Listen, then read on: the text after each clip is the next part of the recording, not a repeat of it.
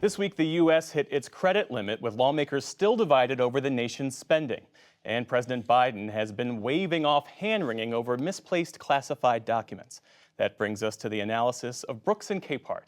That's New York Times columnist David Brooks and Jonathan Capehart, associate editor for The Washington Post. With a welcome to you both. Hey, Jack. So just yesterday, the U.S. hit its debt ceiling. The Treasury Department says it's going to take extraordinary measures to keep the U.S. government paying its bills. David, this could be the riskiest showdown yet, given that House Speaker Kevin McCarthy offered those guarantees to those Republican hardliners in exchange for their votes to make him House Speaker that there would be no raising of the debt ceiling without significant spending cuts. Yeah, no, it makes me nostalgic for the debt ceiling crisis of 2011. It seemed sort of more or less like normal people were in control. Yeah. And now you've got people off on Planet Debbie who have the speaker in their hands. And so I do think it is a pretty serious crisis. And so how do the Democrats react? Well, there are some people who say they should take unilateral action. There's some very unusual ways that Democrats could act alone. The 14th Amendment says the government has to pay off its debt, and they could say invoke the 14th Amendment and hope the Supreme Court backs you up. My favorite one, print a $1 trillion platinum coin. Apparently, somehow that's legal. But I think the most likely is to go to the Senate, try to build a bipartisan coalition, 60 votes, with a plan, and then throw it on the House and hope you can take some of maybe the 18 House Republicans who are in Biden districts Biden won. Hopefully, public opinion by that point will be so much against going off the cliff that some of them will break, and then they could work with the Democrats and get it passed. But that's a very tough road to hoe, actually.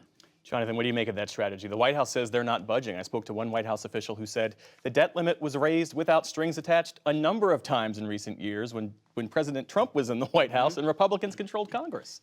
Right, and I think the White House is absolutely right to say emphatically and repeatedly, we are not negotiating over the debt ceiling. And people, every time we have this conversation, I am going to remind people that the debt ceiling is not about new spending, it is about spending that has already happened. We've bought the car, we bought the ring, we took the vacation, we ate and have digested the meal.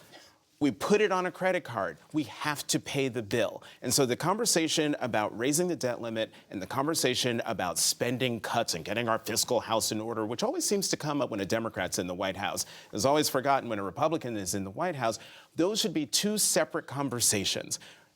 Once they raise the debt ceiling, then I think, everybody get together and let's have a serious conversation about how to get the nation's spending under control. But let's say they zero out the budget, cut everything next year.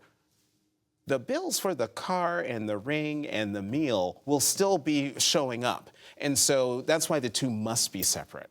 And David, to your point about hearkening back to the halcyon days of 2011, I mean, what makes this moment different is that it can't be assumed that every Republican isn't trying to avoid a fiscal Armageddon. I mean, how do you see this resolving within the conference, the Republican conference? Yeah, that's right. Well, I think two things. I think the Democrats are right for right now to say we need a clean bill. We're not going to. I think they should have in their back pocket a plan in case craziness happens that offers the Republicans something so they can get 60 votes. The problem with the Republicans, and especially the more hardcore ones, is that they're doing what they always do. They're going into a battle for no plan on how to get out of it. And I don't think they even know what they're asking for in exchange. And so there's all sorts of dissension over that. And there's just this nihilistic wing who think that stopping the system is what they're here to do. And stopping the system is not exactly governance. And you just got to deal with the fact that they've got leverage right now. And so that's why I think the Democrats should have a back pocket plan. Is there a political benefit here for Democrats as you see it? I mean, it sort of pains me to discuss this through a political lens, but welcome to Washington. Yeah, there is a political benefit because the Republicans will look even crazier as we go down this road.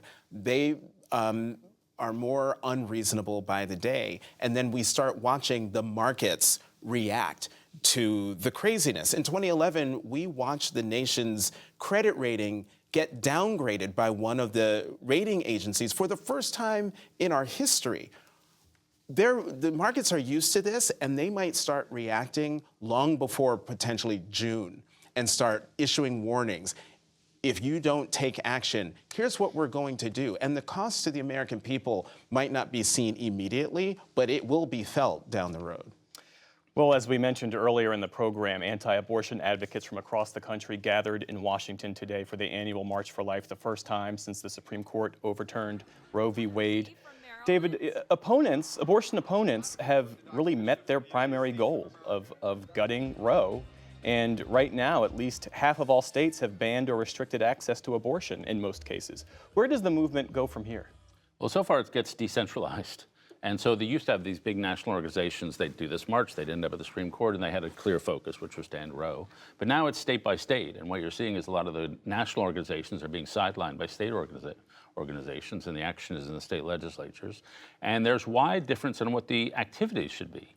A lot of the Catholic groups, for example, they want to put the emphasis on the pregnancy crisis centers to help women through this process and support them in the way they need to be support them. Others just want to, work on the law and get to basically a zero abortion set of laws on the state level.